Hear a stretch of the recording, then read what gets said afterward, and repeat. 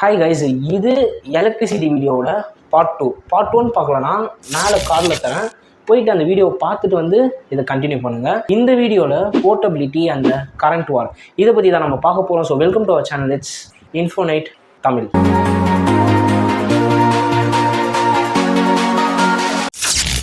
போர்ட்டபிலிட்டியோட importance தெரிஞ்சிருந்தா நீங்கள் பேட்டரிஸோட இம்பார்ட்டன்ஸை கண்டிப்பாக தெரிஞ்சிருப்பீங்க. நம்மளோட டேயில் எதை யூஸ் பண்ணுறோமோ இல்லையோ இந்த விஷயத்த கண்டிப்பாக யூஸ் பண்ணுவோம். S, TV remote. Actually 1950s தான் டிவி ரிமோட்டுன்னு ஒன்று இன்ட்ரடியூஸ் பண்ணுறாங்க. அந்த ரிமோட் எப்படி இருக்கும்னா டிவியோடவே ஒரு ஒயர்னால கனெக்டாக இருக்கும்.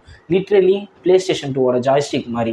வித்தவுட் பேட்டரிஸ் இது என்ன பண்ணோம்னா டிவிலேருந்தே கரண்ட்டை எடுத்துக்கும், அது மட்டும் இல்லாமல் சிக்னல்ஸையும் டிரான்ஸ்மிட் பண்ணிக்கும். பட் இப்போலாம் ஜஸ்ட் வெறும் 2 பேட்டரி போதும் 7-8 மாதத்துக்கு ரிமோட்டை ஜாலியாக யூஸ் பண்ணலாம். வன்மத்தை கக்கணும்னா அடிக்கடி டீ குடிக்கணும்.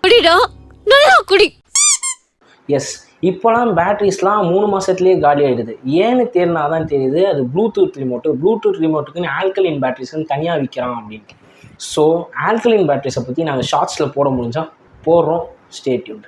Tea break. 5 minutes later. யோசிச்சு பாருங்களேன், போகிற வர இடத்துலலாம் ஒயரோடு சுற்றிக்கிட்டு இருந்தால், அதுவும் கம்ப்யூட்டர் வச்சுருக்கவங்க கிட்டலாம் போய் கேட்டு பாருங்கள், அந்த வலி என்னன்னு தெரியும். அதை வேற ஞாபகப்படுத்திட்டீங்க, நெஞ்சமெல்லாம் பொண்ணு அறக்கு தம்பி. நான் ஃபஸ்ட் பார்ட்டில் சொன்ன மாதிரியே தான், ஒரு பொருள் இன்வெர்ட் பண்ணுறாங்கன்னா அதில் ஏகப்பட்ட பேரோட கான்ட்ரிபியூஷன்ஸ் இருக்கும். ஒருத்தர் ஸ்கெட்ச் பண்ணுவார்னா அதுக்கு அடுத்தது அவர் ஃபாலோ பண்ணி ஒரு தீசிஸ் எழுதுவாங்க. அடுத்து வர அந்த தீசிஸை ஃபாலோ பண்ணி அதை கொஞ்சம் கொஞ்சமாக எவால்வ் பண்ணுவாங்க. அந்த பொருள் அப்படியே நிற்காமல் எவால்வ் ஆகிட்டே தான் இருக்கும். பேட்ரிஸுமே கிட்டத்தட்ட அதே மாதிரி தான். 17-18 சென்ச்சுரிஸ்லாம் லிடேன் ஜார் அப்படின்ற ஒரு பொருளை யூஸ் பண்ணிகிட்டு இருக்காங்க. லிடேன் ஜார்னால் ஒன்றும் இல்லை, எலக்ட்ரிசிட்டியை தக்க வச்சுக்கிற ஒரு பெட்டி, ஒரு கெப்பாசிட்டர் மாதிரி. பட் இந்த லிடேன் ஜார் உடனே அதோட எலக்ட்ரிசிட்டியை வெளியிட்டுருது. ஸோ உடனே அது காலியாகுது. அது அந்த அளவுக்கு எஃபிஷியண்ட்டாக இல்லை. அதனால் என்ன பண்ணியிருக்காங்கன்னா இதே மாதிரி பல லிடேன்ஸை ஒன்றா கனெக்ட் பண்ணி யூஸ் பண்ணியிருக்காங்க. அது எஃபிஷியண்ட்டாகவும் இருந்திருக்கு.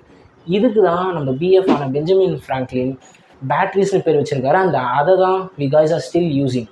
இப்போது புதுசாக 2 பேர் வராங்க, Luigi Galvani and Alexandra Volta. இவங்க 2 பேரில் லூயிஜி கெல்வானி இவர் அனிமல் எலக்ட்ரிசிட்டியில் ரொம்பவே ஆர்வம் கொண்டவர். இப்படி தான் ஒரு வாட்டி ஒரு ஃப்ராகை டைசெக்ட் பண்ணும்போது திடீர்னு அந்த ஃப்ராகோட கால் துடிச்சிருக்கு. சம்திங் லைக் கரண்ட் வெளியில் வந்திருக்கு. இது எப்படின்னு தொடர்ந்து ஆராய்ச்சி பண்ணும்போது தான் தெரியுது, காப்பர் பிளேட் மேலே ஒரு ஃப்ராகை வச்சு ஒரு மெட்டல் நைஃபால் டைசெக்ட் பண்ணியிருக்காரு. ஃப்ராக்லேருந்து வர ஒரு சில கெமிக்கல்ஸ் அந்த காப்பரோட ரியாக்ட் ஆகியிருந்திருக்கு. இவர் மேலும் அதே மெட்டல் நைஃபை யூஸ் பண்ணி டைசெக்ட் பண்ணும்போது காப்பர் ப்ளஸ் ஃப்ராகோட கெமிக்கல் ரியாக்ஷன் ப்ளஸ் இந்த மெட்டல் எல்லாம் சேர்ந்து ஒரு எலக்ட்ரிசிட்டியை உருவாக்கியிருக்கு. And it's animal electricity. இப்போ தான் வராரு நம்ம அலெக்சாண்டர் வோல்டா. இவர் லியூஜி கெல்வானியோட ஒரு ஃபேன் பாயின்னு கூட சொல்லலாம். வோல்டா கெல்வானியோட அந்த copper plus frogs chemical plus அந்த மெட்டல் இதை அப்படியே இவரோட ஸ்டைலில் ரீக்ரியேட் பண்ணுறாரு. காப்பர், அதுக்கு மேலே ஒரு கார்போர்டு, அதுக்கு மேலே ஒரு ஜிங்க், இப்படி மேலே அடுக்கி அதை பிரெயின் அப்படின்ற ஒரு கெமிக்கலில் சோக் பண்ணி வைக்கிறாரு, ஊற வைக்கிறாரு. இதெல்லாம் சேர்ந்து ரியாக்ட் ஆகி ஃபைனலி வெளியே வர out it's a continuous electricity and a stable current. இவ்வளோ பண்ண இந்த வோல்டாக்கு நம்ம தேங்க்ஸ் சொல்கிற வகையில் தான் நம்ம டெய்லி யூஸ் பண்ணுற வோல்டேஜ்ன்ற வேர்டே இன்ட்ரடியூஸ் ஆகுது. And we guys are still using that two.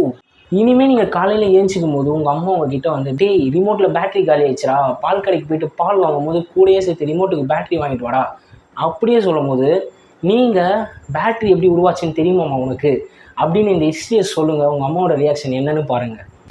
பாத்தியாடி பார்வதி, என் பிள்ளையோட அறிவை. இந்த உலகத்துல மனுஷ தோண்ட காலத்துல இருந்து இப்படி ஒரு விளக்கத்தை யாரா சொல்லியிருக்காங்களா? எலக்ட்ரிசிட்டியில் பேட்டரி ஒரு பங்கை தான் அழிச்சுது, லைக் எ கெமிக்கல் ஃபார்ம். இப்போ தான் நம்ம ரொட்டேஷன் ஃபார்முக்கு வரும், ஏசி டிசி கரண்ட். இப்போ தான் கரண்ட் வார் ஸ்டார்ட் ஆகுது. Thomas Alva Edison a great scientist and இவர்கிட்ட கிட்டத்தட்ட 1000க்கும் மேலே பேட்டர்ன்ஸ் இருக்குது. டைரக்ட் கரண்ட்டுக்கே டைரக்டராக ஒர்க் பண்ணவர் இவர் தான். உலகத்தில் மனுஷன் ரொம்பவே ஃபேமஸ். அதுலேயும் குறிப்பாக டேய் பல்பு கண்டுபிடிச்சது யாரா, தாமஸ் ஆல்வா எடிசன் அப்படின்னு யாரை கேட்டாலுமே சொல்லுவாங்க. இவருக்கு அப்படியே பேரலல் அந்த டைமில் வெளி உலகத்துக்கு தெரியாத ஒரு அறிவாளி, ஏசி கரண்ட் தான் முக்கியம், நான் ஃப்யூச்சரில் வாழ தான் நினைக்கிறேன் அப்படின்னு சொல்லிட்டு கிளம்புனவர் தான் மிஸ்டர் நிக்கோலா டெஸ்லா. நம்ம டெஸ்லாவுக்கு தாமஸ் ஆல்வா எடிசனோட வேலை செய்யணும் அப்படின்றது பெரிய ஆசை. இவர் அதுக்காக பல தீசிஸ், பல லெக்சரர்ஸ், பல inventions, finally get a chance. அவருக்கு ஒரு சான்ஸ் கிடைக்குது தாமஸ் ஆல்வா எடிசனை மீட் பண்ணுறதுக்கு. டெஸ்லாவும் தாமஸ் ஆல்வா எடிசனும் மீட்டும் பண்ணுறாங்க. அந்த டைம்லலாம் தாமஸ் ஆல்வா எடிசன் பயங்கரமான பெரிய இன்வென்டர். லிட்ரலி நம்ம டெஸ்லா தாமஸ் ஆல்வா எடிசன் கீழே தான் ஒர்க் பண்ணுறாரு. தாமஸ் ஆல்வா எடிசன் என்ன சொன்னாலும் டெஸ்லா ஏன் எதுக்குன்னு கேட்காம அவர் சொன்னதெல்லாம் செஞ்சு முடிக்கிறாரு. இது எல்லாமே டிசி ரிலேட்டட் தான். பட் இவர் அவரோட ஏசி கரண்ட்டை பற்றி எடிசன் கிட்ட எக்ஸ்பிளைன் பண்ணும்போது தாமஸ் ஆல்வா எடிசன் காதில் கூட வாங்க மாட்டுறாரு. Y not? எடிசன் ஏன் நம்ம சொல்கிறத காதில் வாங்கவே மாட்டுறாரு அப்படின்ற கேள்விகளோட எடிசனுக்கு பல வேலைகளை செஞ்சு தராரு நம்ம டெஸ்லா. ஒரு பெரிய ப்ராஜெக்டில் ஹெல்ப் பண்ணுறாரு.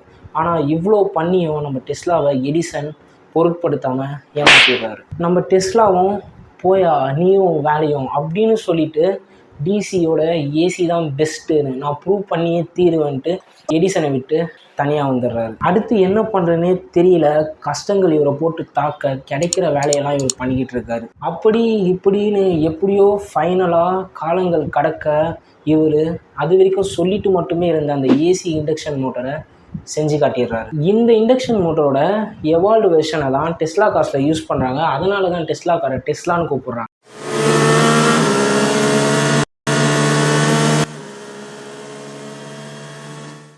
இங்கே இருந்து தான் AC versus DC, Tesla versus Edison அப்படின்ற ஒரு கரண்ட் வாரே சூடு பிடிக்க ஆரம்பிக்குது. இந்த வாரப்போ தான் எடிசனோட பல முகங்கள் வெளியே தெரிய ஆரம்பிக்குது. டெஸ்லாவோட கடுமையான உழைப்பு புரிய ஆரம்பிக்குது. லிட்ரலி எடிசன் ஏகப்பட்ட விஷயங்களை பண்ணுறாரு டெஸ்லாவை தோக்கடிக்கணும் அப்படின்னு. பட் டெஸ்லா அவரோட உழைப்பு அந்த ஏசி மோட்டரில் காமிச்சிக்கிட்டே தான் இருக்காரு கண்டினியூஸாக. இந்த கரண்ட் வாரில் ஜெயிச்சது யார்? நம்ம வீட்டிலலாம் மேலே ஓடுற ஃபேன்லேருந்து நீங்கள் இந்த வீடியோ பார்க்குற ஃபோன் வரைக்கும் எல்லா கேஜெட்ஸையும் இயக்கிட்டு இருக்கிறது ஆல்டர்னேட்டிவ் கரண்ட்டு தான். எஸ், ஜெயிச்சது நம்ம டெஸ்லா தான். The greatest of all time, the real GOAT. ஆக்சுவலாக டெஸ்லாவை பற்றி பேசணுன்னா பேசுறதுக்கு நிறைய இருக்குது. நானும் பேசிக்கிட்டே இருப்பேன். பட் இது டெஸ்லாக்கான வீடியோவில் எலக்ட்ரிசிட்டிக்கான video. This is the electricity and how it's came live. இந்த வீடியோ உங்களுக்கு பிடிச்சிருக்கும்னு நினைக்கிறேன். ஸோ மறக்காமல் லைக் பண்ணிட்டு அப்படியே உங்கள் 4 ஃப்ரெண்ட்ஸுக்கு ஷேர் பண்ணுங்கள். நம்ம சேனலை சப்ஸ்கிரைப் பண்ணிட்டு பக்கத்தில் இருக்க பெல் ஐக்கனை டிங்கன்னு தட்டி விட்டிங்கன்னா நாங்கள் போகிற வீடியோஸ் உங்களுக்கு ரெகுலராக வரும். நீங்களும் அதை ரெகுலராக பார்க்கலாம். Until then signing off, it's me பரம்.